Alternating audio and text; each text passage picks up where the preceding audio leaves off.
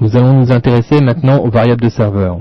Les variables de serveur permettent de connaître de nombreuses informations sur le serveur lui-même et sur le client, en l'occurrence le navigateur. Pour cela, nous allons commencer par ouvrir une page à partir du modèle. Nous allons donc prendre une page PHP. Nous allons ensuite ouvrir le fragment de code qui contient notre petite fonction d'affichage de tableau. Ça nous évitera donc de le ressaisir une nouvelle fois.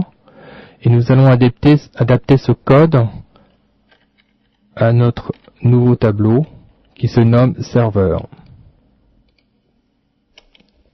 Nous allons enregistrer cette page dans notre dossier syntaxe. Nous allons la nommer serveur. Et nous allons tester maintenant cette page dans un navigateur de sorte à afficher les différentes valeurs de ce tableau serveur. Pour cela, nous allons ouvrir notre navigateur et nous rendre dans le dossier syntaxe, afficher donc la page serveur, et nous pouvons constater que la fonction print affiche d'une manière exhaustive tous les éléments que contiennent donc le tableau serveur. Nous n'allons pas tous les détailler évidemment, mais nous pouvons voir en général les valeurs parlent d'elles-mêmes. Ici donc vous avez compris que c'était le nom du serveur qui héberge le site. Nous avons ici par exemple le type de navigateur. Là nous avons donc des informations liées à la langue. Là la codification employée, etc. Si nous descendons un peu plus bas, nous pouvons observer que nous avons en l'occurrence la méthode get qui est indiquée. Donc là par défaut c'est la méthode get qui est prise. Si par exemple nous modifions cette information et nous ajoutons un paramètre d'URL, nous allons donc ajouter par exemple nom égale de France et que nous validions, nous apercevons que ces informations, donc les paramètres d'URL, sont elles aussi recensées dans une variable serveur qui se nomme queryString. Nous avons aussi ici le nom complet du fichier et du paramètre d'URL, et nous avons enfin une dernière valeur de ce tableau qui s'appelle phpSelf, qui est assez intéressant puisqu'elle reprend en fin de compte le nom de la page dans laquelle nous sommes. Nous allons utiliser cette valeur en guise d'exercice. Nous allons réaliser un formulaire qui envoie l'information sur la page dans laquelle se trouve le formulaire. Pour cela, revenons dans l'éditeur.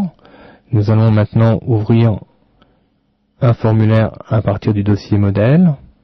Nous allons donc reprendre le même formulaire que nous avions précédemment. Ce formulaire donc contient deux champs, nom et prénom, que nous avons déjà étudié lorsque nous avons fait notre expérimentation sur la variable post. Et nous allons nous mettre ici dans action de sorte à envoyer ce formulaire dans la page où nous sommes. Donc nous allons afficher la variable que nous avons repérée qui est une variable de serveur, donc le nom serveur. Cette variable, la clé de cette variable s'appelait phpSelf, donc nous allons indiquer le nom de cette clé et clôturer notre insertion PHP. Ce qu'il faut comprendre ici, et cet exemple est très intéressant d'ailleurs, c'est que nous pouvons donc insérer ponctuellement des fragments de code PHP de sorte à générer des valeurs selon la demande. Donc là en l'occurrence, Action sera configuré automatiquement avec le nom de la page dans laquelle va se trouver le formulaire.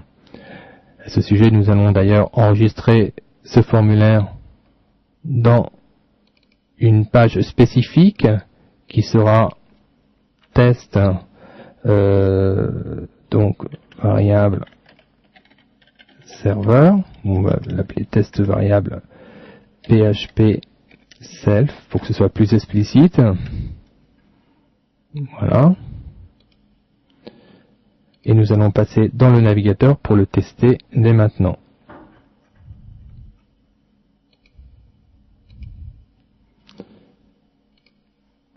test variable PHP self.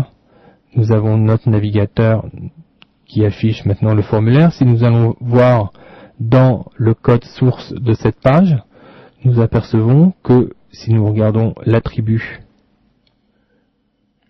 action, le chemin mène en fin de compte à la page dans laquelle nous avons enregistré le formulaire. Il sera par la suite donc automatiquement mis à jour dès que la page changera. Cette variable changera de la même manière. Nous allons maintenant fermer cette fenêtre et pour tester notre navigateur et le formulaire qu'il contient, nous allons revenir sur l'éditeur et ajouter en bas de notre formulaire une insertion PHP qui permettra de nous assurer que le flux de données post s'affiche bien et a bien été envoyé dans notre page. Donc je vais enregistrer de nouveau cette page, rebasculer dans mon navigateur et actualiser ce même navigateur. Vous voyez que tout de suite, le fait d'avoir ajouté un post, un print post, nous affiche que le contenu du post est vide, c'est normal. Pour l'instant, nous n'avons encore rien soumis. Je vais donc saisir une information dans ce formulaire et la soumettre. Je vois que l'information a bien été envoyée donc dans la même page où nous sommes et que les trois informations, à savoir les deux champs et le bouton, sont correctement réceptionnées par notre système d'affichage du flux post que nous avons inséré en bas du code.